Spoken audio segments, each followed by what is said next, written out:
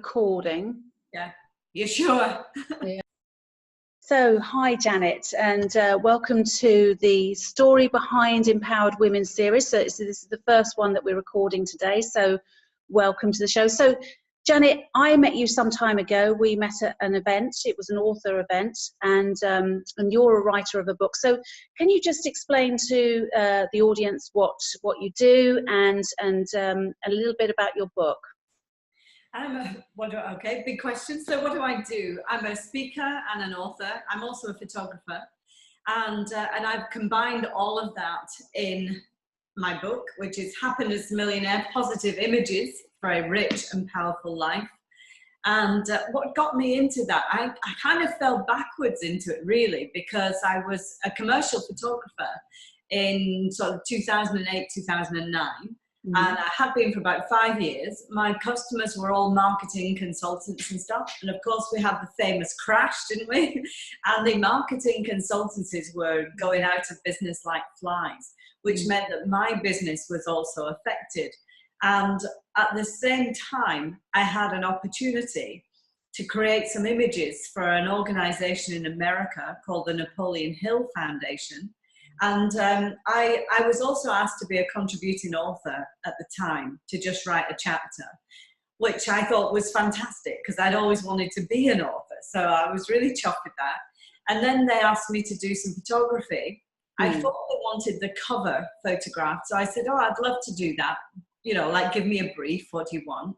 And they listed the 13 key principles to Napoleon Hill's work, which was written at the turn of, well, in the early 1900s. So very, very powerful principles.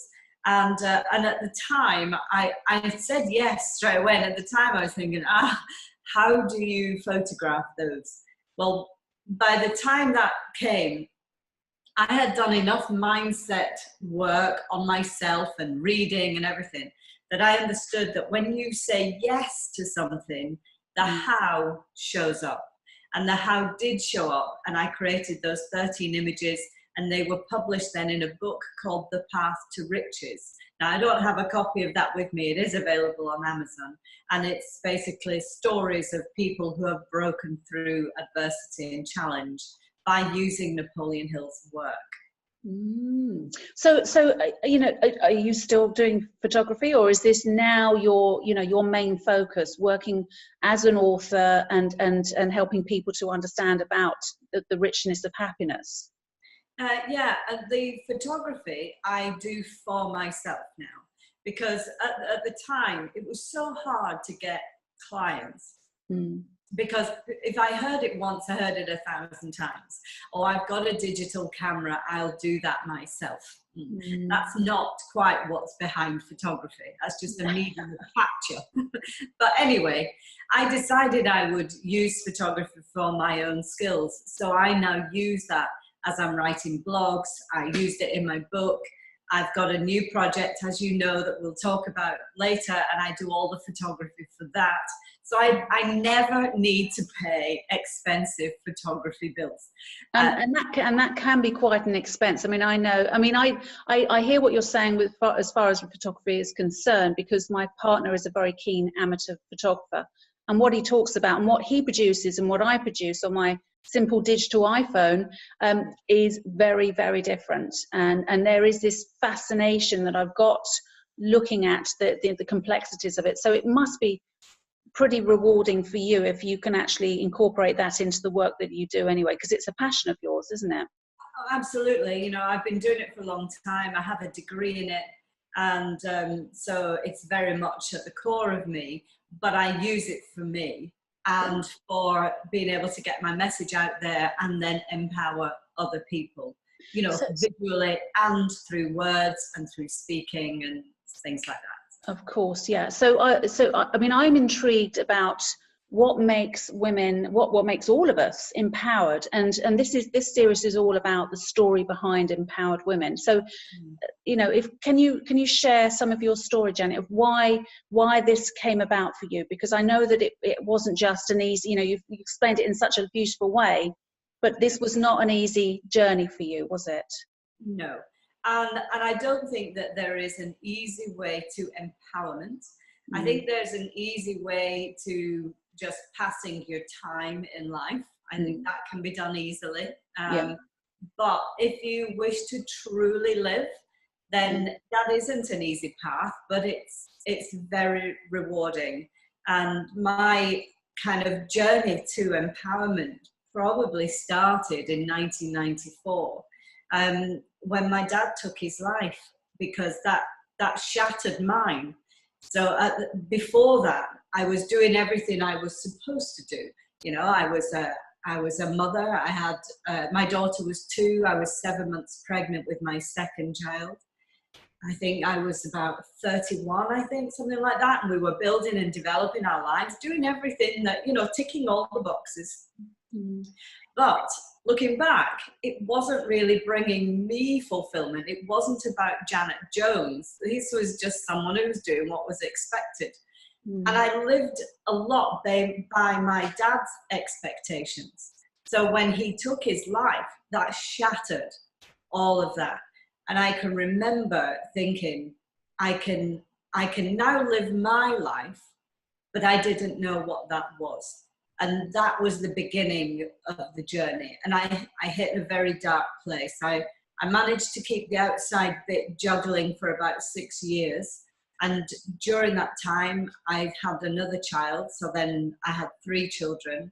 We had a lovely detached home. My then husband, he was a director of a company. He was earning very well. We had holidays. Everything on the outside that you think, but isn't that what you aim for? Well, that's what you tick the boxes for. By ticking boxes, we'd got that. And I was married to a good, kind man. He was a good father. Well, when he was around, he was a good father to my kids. That's another story. But there was no fulfillment for me. So my life had to fall apart before I could step up and be, you know, the real me, the one that is here to do a specific job. And I believe that job is to help and empower and motivate others. But by my example, you know, I think there's a lot of people speaking things, but not doing. And I am a great believer that actually you should only lead by example, not by just, oh, I've read a book. And So it's interesting, isn't it? Because I do recognize, in fact, I had a client yesterday who said, you know, she's not happy in her work, but that actually has a knock-on effect with everything else. And that's what I'm seeing here. There's a common thread, isn't there? It is that lack of self-fulfillment, even though, you know, in this case, she's a good mother. She loves, you know, loves her child. She loves, you know, her friends. She loves her family. But there's that feeling that actually she's just carrying this weight of this unfulfilled potential. And it's now appearing as cracks in relationships and security and money. And this I see as a common thread with people when they get to that point where they're not quite sure what it is they're supposed to do, but they know that whatever they're doing at the moment is not it. And so do you have any advice? Do you have any suggestions for people who are actually at that point where they're not quite sure, you know, and they're scared? So instead of carrying on, just making do, what is it that what is it what people can do to actually embrace what's going on inside, which is their calling?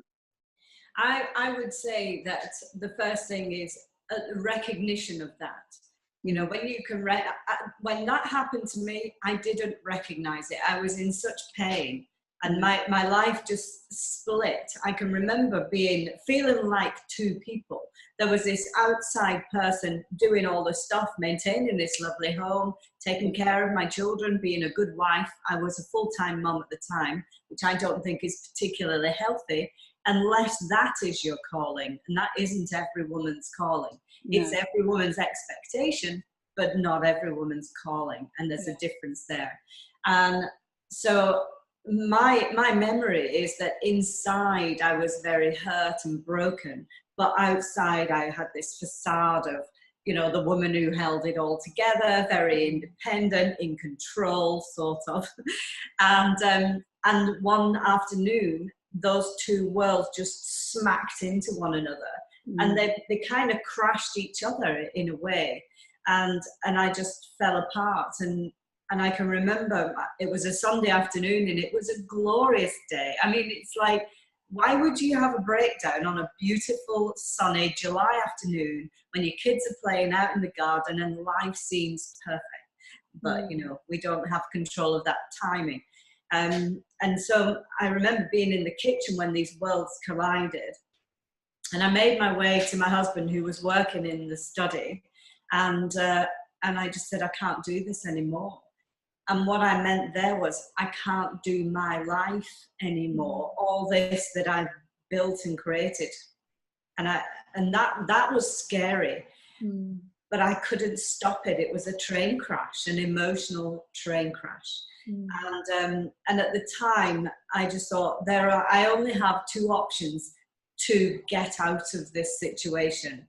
When you're in a crash, you just want to get out of the crash. You don't sit in it. And one was what my dad did, which I wasn't going to do that, though it seemed, you know, it was an option, because again, when you're in such pain, you want it over. Sure.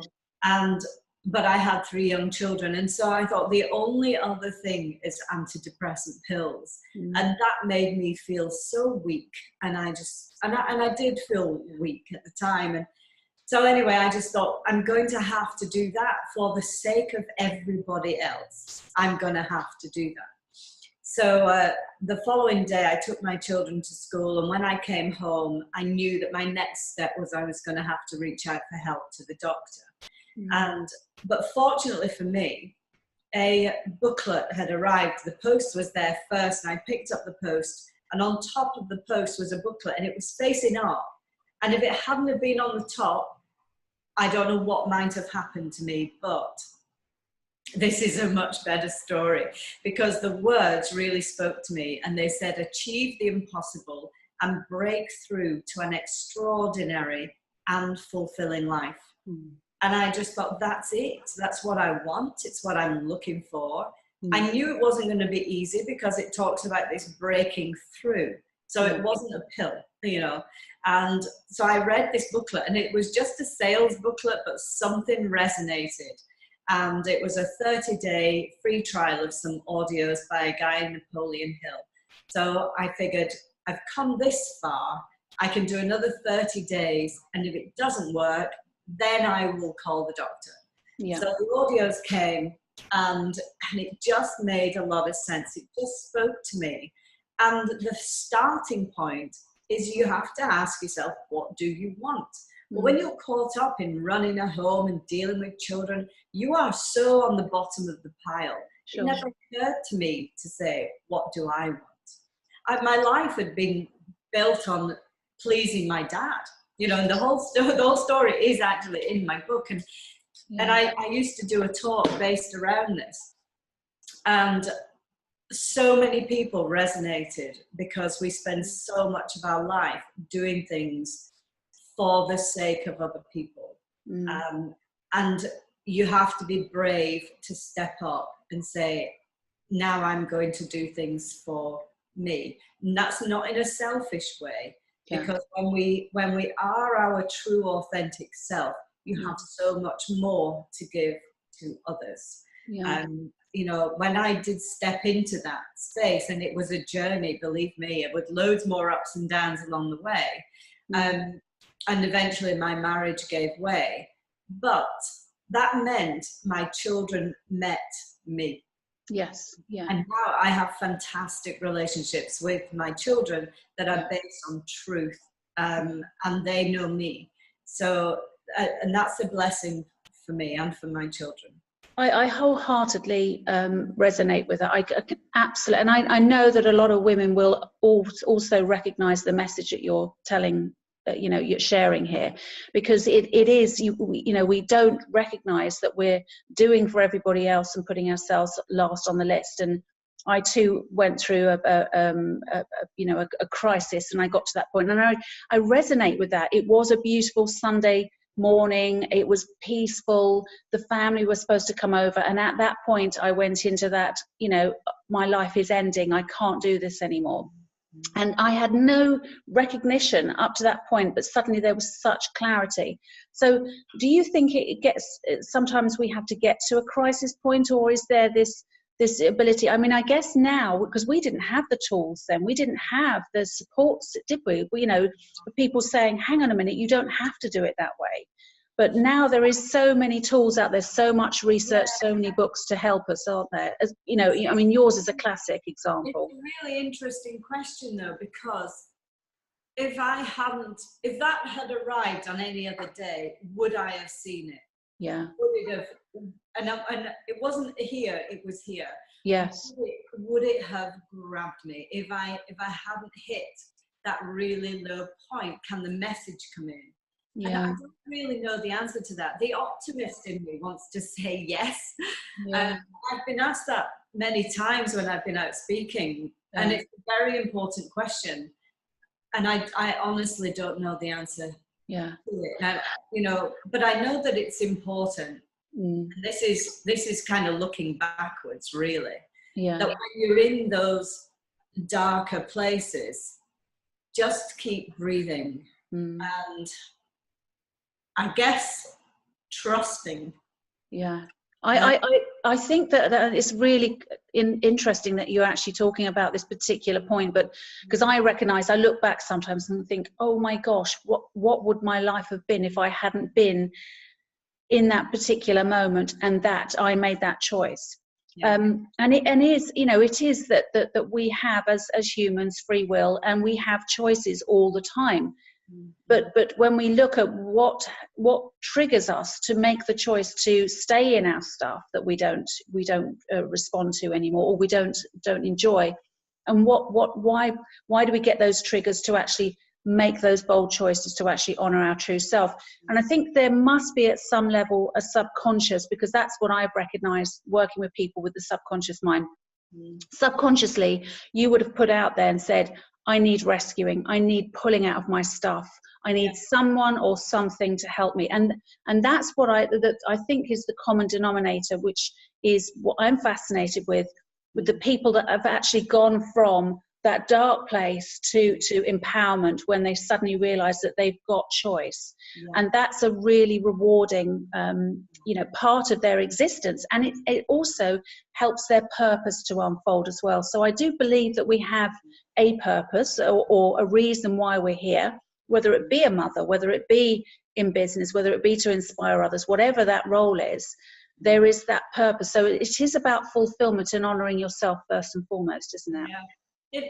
Absolutely. And I think for me, I have two scenarios to compare, because there's my dad's scenario and there's mine. Yeah. And I always say this was two people in search of happiness. One found it, one didn't. Or one knew how. I was given the tools to find it. And I think that's very important, is knowing that there are tools that can help you. Yes. And that it is all in here. You know, my dad took his life because he had stinking thinking. You know, he got himself into that place because, you know, and it's easy to say, oh, well, now there's all this knowledge for us. But actually, it was around then. You know, 100 years ago, people were saying the same thing we say today. Yeah. 1,000 years ago. So why did my dad not hear the message? And I think it's because you have to be courageous to hear the message. And you have to be courageous to change your behavior for the greater self, for the greater good. That's a very interesting way of looking at it, because I think that does summarize exactly when is it do we make that bold choice. It is all about courage, isn't it? And that actually is quite interesting, because when I look at this from a metaphysical point of view, because they're now recognizing that depression is no longer from the head, it's actually from the gut. It's when we're not centered. And actually, courage on an energetic level is in the gut, it's in the solar plexus. So that, you know, it's a catch-22. When what we can't see when we're not grounded, we can't feel encouraged either. So there needs to be that shift. And I think that with you know, sometimes these triggers are really powerful. It almost gives us just that little bit glimmer of hope. hope also resides in the solar plexus. And once you have that, it just takes you to that first rung of the courage ladder. We don't have to be bold and brave, do we?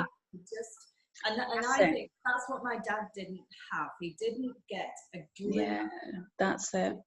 Whereas that booklet gave me hope. Yes. It was still a tough journey. It didn't answer my problems instantly, but it gave me hope. It was that little glimmer of light. Yeah. And I think for my dad, he didn't have that, because he too was living up to people's expectations. And for him to change his life, he would have had to have changed his outlook on life, his thought process. He would have had to be honest. He would have had to be vulnerable. And he could not do that. And I think that's the difference between the two of us and the journeys we were on. And I'm fascinated with the hierarchy of how we pass on the learnings that we pick up as children and pass on then down through the generations to come. And I think that this is very much a time in our life where a lot of these negative impacting behaviors that we've learnt are starting to get recognized, and we're breaking those cycles so that we don't pass them down the generations to come, which eventually will create a more peaceful community environment, but for all of us, not just in our own small communities, but in countries and in other countries as well. So I think we are changing our attitudes because we're becoming more exposed to understanding much more about taking responsibility for what's going on. So your life is very different now. You've made that bold choice. So just give me an understanding of what you're doing today and where your journey is going next. What's happening for you at the moment? Okay. Well, as you know, I'm working on a very exciting project, because I realized I've been doing training courses when I discovered this, which is now, like I say, it's 18 years ago. It was the year 2000 and had a breakdown. And so for 18 years, I've been studying mindset and implementing it. I think that's really important. Yeah. That's how I came to do my photography degree. That's how I set up my photography business. I wouldn't have done any of that pre this mindset work. And so I've been running happiness courses and teaching this. And just recently I realized that what that was doing, it was keeping me in 1994. And if you want to move your life forward, you cannot stay in the past. Now, my past, it's written in my book. I know it's a powerful story. I get phenomenal feedback about my book, people sharing their stories, how it impacted, and that's just awesome. I do still do talks on it. I haven't abandoned it in any shape or form. And now I use all those 13 principles for my next project, which is the creation of this handbag.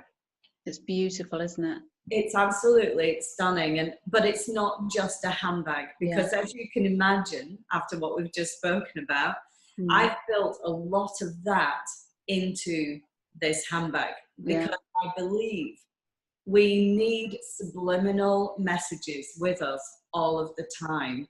And a woman carries her handbag all of the time. So built into this are lots of messages. It will help women to eat better, to feel better, and to live better. And people say, well, how can a handbag do that?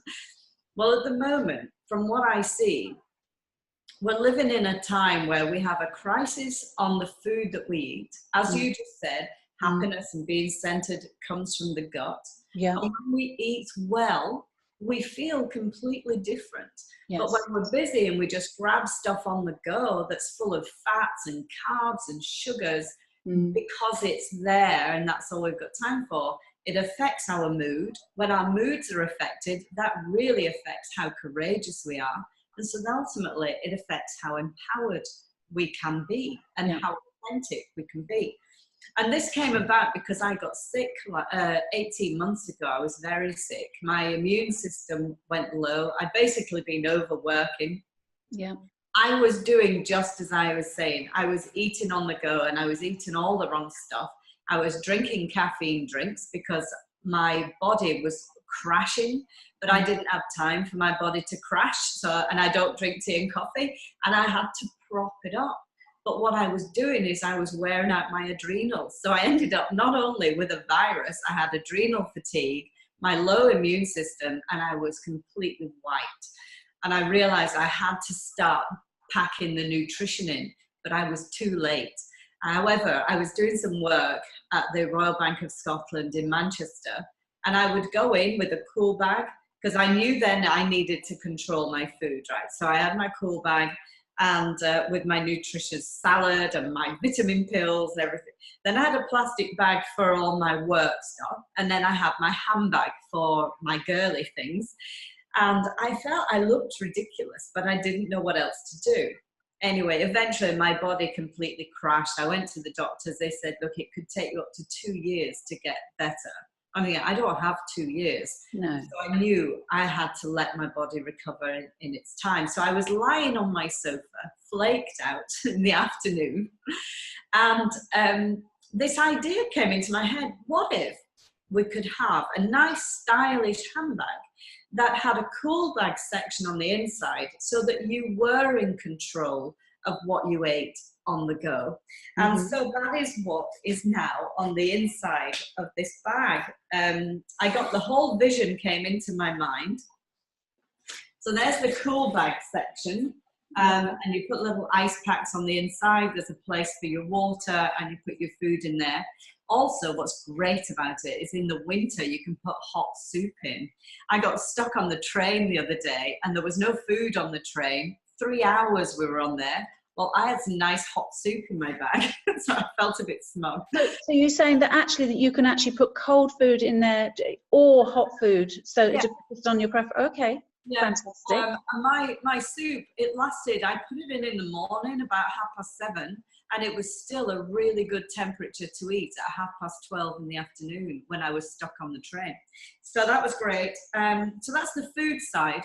Yeah. We're also facing an epidemic of the plastics that are going around. So yeah, absolutely, I was going to say. Some shopping bags that all fold up, they match the bag, so you're going to look stylish and glamorous shopping, which is very important, you know, to an empowered spirit. Yeah. And they just fold up really nicely, and there are special pockets on the inside. So you've got, can I just see that? Can you just show the camera? So there's 3 of those bags, isn't there, inside? Oh my God. There are 3 bags. So you just got them slotted in? Because one is never enough, is it? Really simple, you know, it's really fantastic. Simple. Yeah, 1 is never enough. Yeah. But 3 you can get. I've used 3 and I do most of my shopping with those 3 bags. But also I knew that what I wanted was the lining to be really special. It's about getting as many messages as possible from the things that we're carrying with us. And so I put a lot of focus on the lining, and I started talking to people about the lining and how important it was. And I wanted it to, you know, brighten somebody's day when they opened the bag. And then I came across an artist on Facebook. I was connected to her. She's a spiritual artist. We met up for a few hours, and basically she created this. Now, again, I don't know if you can see, yeah, I've seen it before. You've showed me before, but it is stunning. It's stunning, but that's actually, it's a portrait of me, which is weird, but in there, it's about being heart-centered. It's about wisdom. Yeah. It's about love and compassion.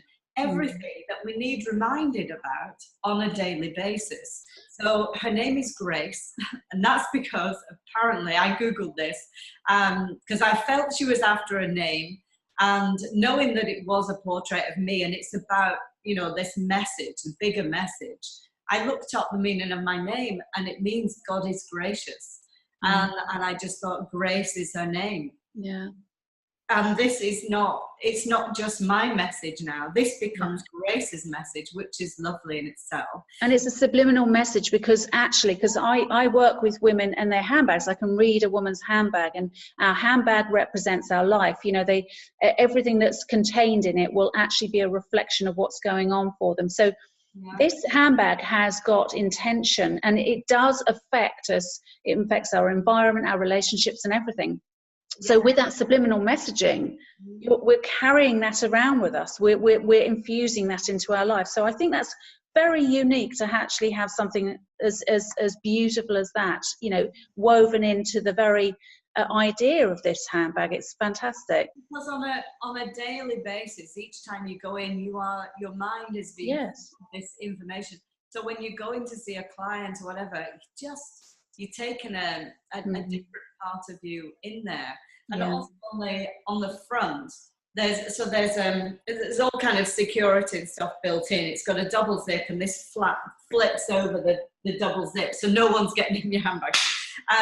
But on there's also an inspiring quote. Again, I'll send this to you. But this, it says, "I did because I could." Now that is actually in French, and it actually sits on the front in French, which is "Je l'ai fait quand je pouvais." And for me, having it in French means this is my message. I'm not shouting it out to the world. I don't need to shout it to the world. This is about me being centered and empowered and graceful and living my purpose. And then you just get on with it rather than shout it. You get on and be it. And I think being is very important. So the bag itself actually represents so many different functionalities, but also it's got a profound message for women who want that mindset or have that mindset, to encourage them. But I think it's lovely because bags, as you know, are very, very personal to us. I take a lot of time to choose a handbag. It's almost like choosing a relationship, because it actually does reflect. I've noticed if I've bought purses and then something's not quite working out with my finances, I've got rid of it and got another purse, and the effect is very, very different. So actually, because so much is over manufactured, so much stuff is so mainstream now, and there's really very little intention with things, whereas at one point, our ancestors would have handcrafted things, put love into things. My grandmother used to iron, and every time she ironed something, she put a blessing into it, so all our family had this beautiful, enriched message that was in the fabric of what we were wearing. So something like this would actually have more of a much more spiritual impact on them, a fulfilling impact on them, for the subliminal messages that are going on anyway, isn't it? Apart from the fact that it's very functional. Given everything that I've studied over the years, I put that in here. Obviously, there's a lot of that in my book, but you have to sit down and read a book. Sure. Here you can carry the messages with you all the time, and she's going to come with there'll be a little card with Grace's message to explain a lot of that. But it is way more than just carrying a handbag. We put our lives into our handbags. So it's interesting because I've just started a video diary only yesterday all about the immune system, and I know you've had problems with your immune system as well, and the research that I've been doing a lot of research for many, many years, and hadn't actually linked them all to the immune system until very recently. And with not being able to get a proper diagnosis, I've gone down my own route. I'm doing an experiment over 3 months, but a lot of that is to do with healthy eating. Now, I have always found the frustration of going and trying to find food at any particular time of the day that actually resonates with what I need. So therefore, a lot of the time I've had to give up and just make do. And that doesn't work when you've got something that's chronically going on with your body. But the research is saying that by 2030, half of the world's population are going to have chronic illness because of the way, and that is a lot. It's environmental pressures, but also the way our food is over processed. So what you're saying is actually you're dealing with allowing people to take control of their eating habits, and also you're taking a huge stand on the plastics issue, which I still feel that we're not doing anything near enough to help eliminate this, because my recycle bin is full midweek, and where is all that going? And it's sacrilege. So we do have to do something about that, and we have to do it on an individual basis. We must take that individual stand. Nothing drives me more crazy that when I'm in the supermarket and I see a woman with young children and she's putting food into plastic bags, and she's getting her children to go and get them, and it's like, wrong message. you know, and it's not difficult. I've been using fabric bags for over 20 years. Yeah. I think plastic bags, they should have a very high premium, minimum £1 in a supermarket. But that would change our attitude towards plastic, wouldn't it? As soon as you put a higher, because there is a huge cost, and people are still not recognizing that. It takes a long time for it to sift into our mindset, doesn't it? And it's not even that it changes your attitude, changes your habit. Yes. Because that's all this is a habit. And we're expecting life to be too convenient now. You know, convenient life, brilliant. But there are other ways to do it. It was so convenient for me to have that hot soup on that train the other day.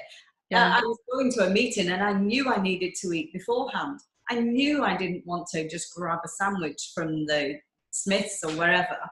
So I had to take control. So I took control of my food. It was a beautiful lentil and carrot soup packed with goodness.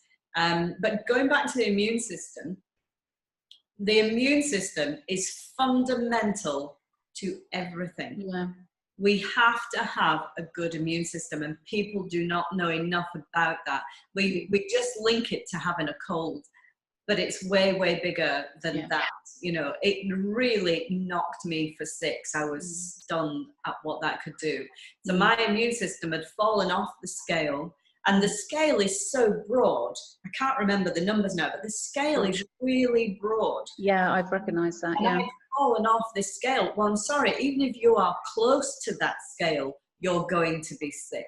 Absolutely. So I was at the doctor's the other day and I had some more blood tests, and I'm right smack in the middle. I'm going, yes, that's where I was aiming for. So now I know I'm in the middle, and now I maintain, you know, all the time, just maintain, pack the fruit, the vegetables, and thoroughly enjoy them. Yeah, absolutely. I mean, I must admit, for many years, I have always maintained good, healthy diet. But for the last 2 years, my partner is a foodie, and he loves to eat really beautiful food. But most of it is packed with it's sugars and the wrong kind of fats, and so I slowly just started incorporating these lovely flavors, because when you smell that, it's fabulous. But actually, the way I ate before, I really thoroughly enjoyed. Now, I know that my particular issue started in my teens, and I've recognized that with the research I've done in this, that actually it takes years and years and years to finally produce the symptoms before you actually recognize that something's going on. So the damage has already been done, but it is reversible, as you say. And this actually, what you're saying is you're part of this mindset now, which is about reversing the damage and actually finding your best self and allowing that to shine. Yeah, and I think it's self-awareness, really. That's the key. Mindset, everything is brilliant, but self-awareness is number one. Yes. When you become self-aware, okay, you've got desire, how you want your life to be, then self-awareness, right? This is how I want my life to be, but how am I? You know, I want to be slim, fit, and healthy. Yeah, but I'm eating pizza for lunch and then I have chips at night, or whatever. Those are extremes. But, you have to tie those two together.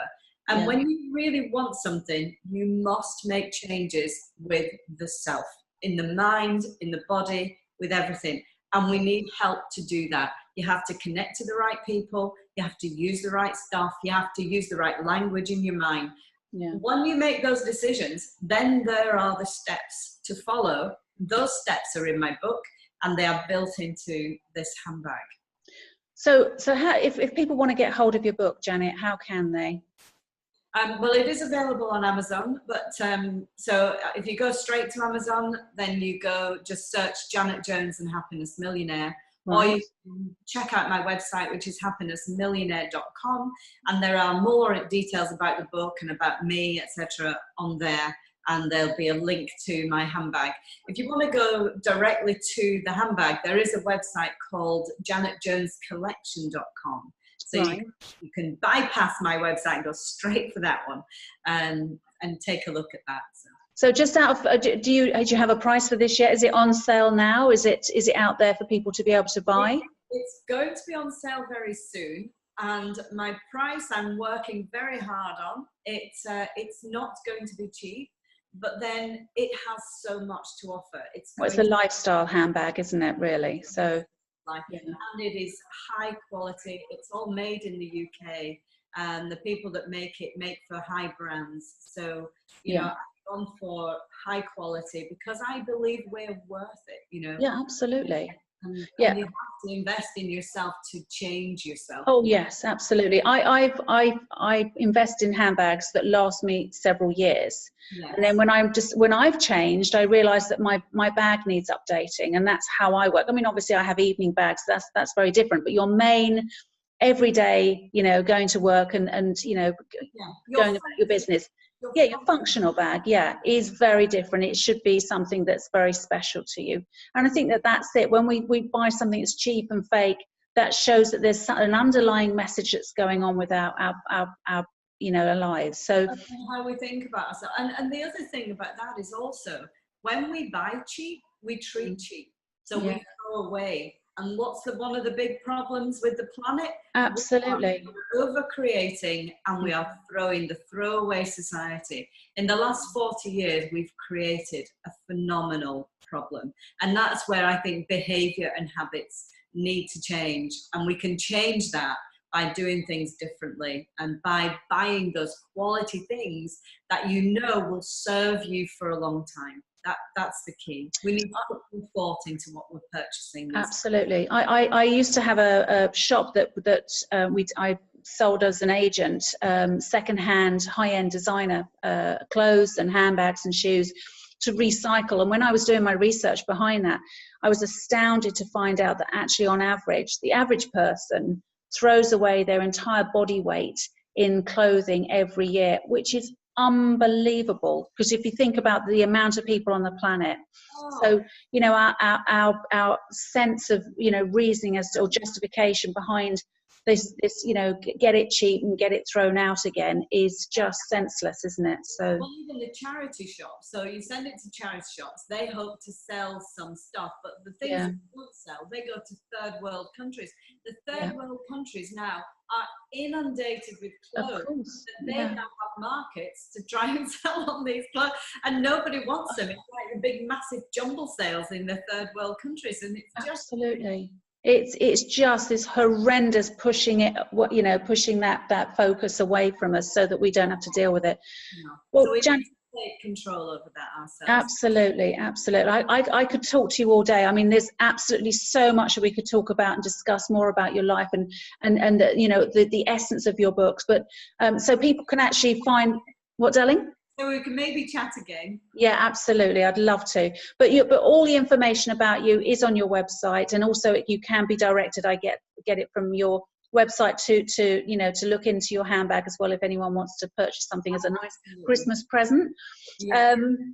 But yeah, it's been an absolute pleasure, Janet, and thank you so much for being my first guest. And I look forward to seeing your progress, and keep us updated. You know, post in the Empowerment Women group about your handbag and the journey and how that's progressing, because we'd love to know.